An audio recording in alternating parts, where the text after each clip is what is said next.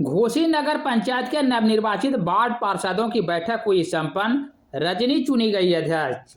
दरअसल मामला घोसी नगर पंचायत का है, जहां निजी हॉल में नवनिर्वाचित वार्ड पार्षदों का सांगठनिक चुनाव संपन्न हुआ। इस मौके पर रजनी कुमारी को अध्यक्ष चुना गया, वहीं खीरा देवी को उपाध्यक्ष।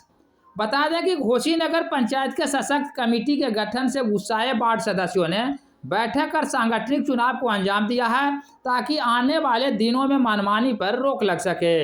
इस मौके पर बैठक में 16 वार्ड पार्षद मौजूद थे।